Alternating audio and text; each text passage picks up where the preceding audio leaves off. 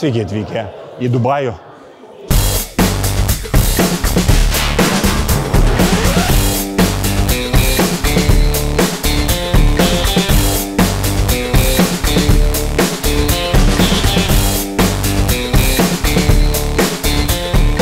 Taip, tai noriu su visais pasisveikinti iš Dubajaus. Jo, dabar esam Huawei Global Launch evente ir kaip kiekvienais metais bent jau kartą per metus atkeliavam pažiūrėti, kokių įrenginių pristato Huawei šiais metais. Tai labai didelis dėkui jiems, kad visą laiką mus pakviečia į tokius dalykus. Šį kartą mane ir aš vienas, dėl to klipas gali būti visiškai kitoks, negu jūs įpratę matyti. Tikiuosi, tai nepagadinsiu nuotaikos, nes man stresas yra didelis.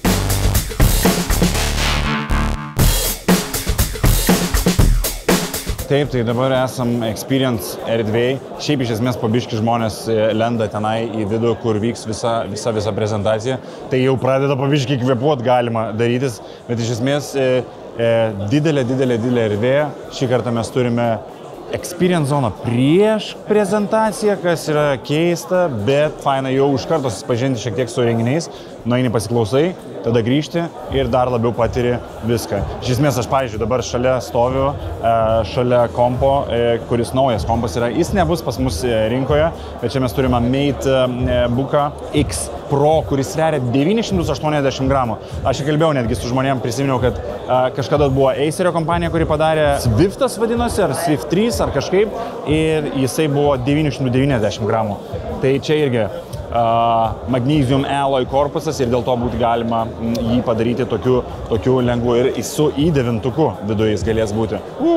Ranką jau skauda, Juliau, laikyti taip kamerą, bet galima ir kitaip laikyti.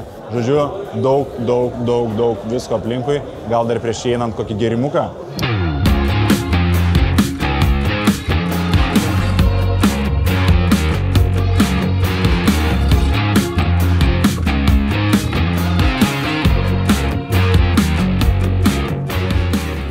Pačios visos prezentacijos dabar esu prie laikrodukų stendų. Šiaip iš tikrųjų dar ten vyksta, bet aš pabėgau, nes noriu, kad būtų biškiai ramiau. Tai rankasi šalia manęs yra Fit 3 laikrodis. Iš tikrųjų nuostabiausias matyti renginys, kuris pristatytas buvo šiandien. 26 gramus tesverintis pats visas renginys yra nuostabus visiškai, net nesijaučia, kad tai laikai rankoje. Lygiai taip pat 9,9 colio teiktai storumas pačio viso galite matyti, kaip skiriasi su ultra laikrodžiu. Beveik realiai dvigubai. Toks jausmas, kad dvigubai yra storesnis ultra laikrodis Apple. Ir mes turime AMOLED ekraną, be 1,82 colio ir mes turime 1500 nitų. Šito laikrodžio kaina bus nuo 159 eurų. Jeigu pasirinksit odinę apyrankę, jo, 159, bet 159 eurai už AMOLED ekraną, 1,82 colio, ne? Mes turime 1500 nitų. Mes to pačiu turime visas Stay Fit su 100 programų sporto pačiame laikrodėje. Mes turime True Sleepą iš Huawei ir visas kitas sveikatos programas būtent čia ir 10 dienų baterija. Ir Huawei vis laik pasižymėjo įspūdingais stiliais ir praeitis kartą, kai Barcelonai buvome, mes turėjome ten tą auksinį, geltonai juodą laikrodį, dabar mes turime ketvirtą Pro iš pačio Huawei, atnaujintą dar, truputėlį kitokią spalvą parinkta ir kosminis iš tikrųjų dizainas, atrodo, ir jisai inspiruotas yra kosmoso. Medžiagos naudotos, aeronautikos metalai, panašus į deimantą anglies toksai pluokštas. Žodžiu, daug researcho sukrauta į patį laikrodį ir jisai turi savo kokybę. Nu, tiesiog paėmė rankas ir jaučiasi, kad kokybiškas daiktas. Tarp kitko, Huawei labai daug investuoja būtent į visas technologijas, kurios dedasi jum. Ar į ausis, ar ant rankų. Ir tas tikrai jaučiasi, nes žmonės, jiem ir patinka šita technologija, ir patinka visi daiktai, kurie yra. Ir Huawei daiktai truputėlį kitaip atrodo. Tai su tuo jos galime pasveikinti, o ketvirtukas naujas atrodo įspūdingai. 650 eurų, jeigu neklystu, bus startinė kaina šito dalyko Lietuvoje. Daugoka, bet jisai yra tikrai kietas. Dabar stoviu prie MatePado naujo 11,5 colio, jeigu neklystu, jo jisai yra. Ir keli dalykai, nežinau, ar tiksliai bus Lietuvoje, bet žiauriai fainas dalykas yra tas, ką ir mes ir matėme prieš tai eventuose, tai yra visiškai neatspindintis ekranas, 99 99% atspindžių minus galit matyti dabar pavyzduką. Tai labai fainas dalykas, tai nereikia tokio ryškaus tada ekrano, o jisai tiesiog sugeria visus atspindžius. Taipogi perkant patį MatePadą gaunam ir klaviatūrą kartu, tas yra very cool, pieštukai taipogi turime ir pieštukas turi 10 000 skirtingų pressure pointų, tai reiškia 10 000 skirtingų jėgos atstumo tarp tavęs, kiek tu jėgos paduosi į popierių. Jau man galvoje popierius į ekraną, tiek skirtingai galės sureaguoti. Ir su pieštuku, kai patį ekraną lieti, jaučiasi tiesiog kaip popierius. Tai yra fantastiška.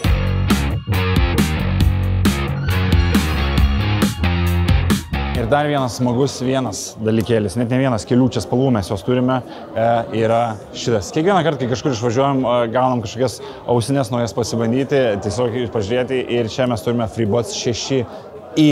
Kol kalbėjo apie šitas ausinės, galvoju, naujas technologijos, naujas ANC, dar fainesnis, dar parodė tokius klipukus, kurie galbūt nėra įspūdingai tikroviški, kur ten visus garsus numalšina iš išorės, bet kai pradėjo šnekėti apie garso sistemas, apie 11 mm driverius magnetinius ir taip toliau, galvoju, cool, įdomu, kokia kaina bus, nes baterijos galiojimo trukmė pailgėjo ir pats korpusas toks neslidus, žodžiu, viskas su šitom ausinėm yra gerai, galvoju, gerai. 100 eurų galbūt šitas bus dalykėlis, 99 eurai. Tai bus tos ausinės, kurias bus galima rekomenduoti dabar labai dažnu atveju. Be abejo, paklausyti trumpam buvo faina čianais, bet norėtųsi ir truputėlį ilgiau su jomis pagyventi. Tai labai irgi tikiuosi, kad kartu su Fit 3 ir kartu su laikroduku Pro 4 ir šitas ausinės mes gausime į studiją, kad galima būtų pasibandyti, nes dabar atrodo viskas skamba, tiksliau atrodo per gerai.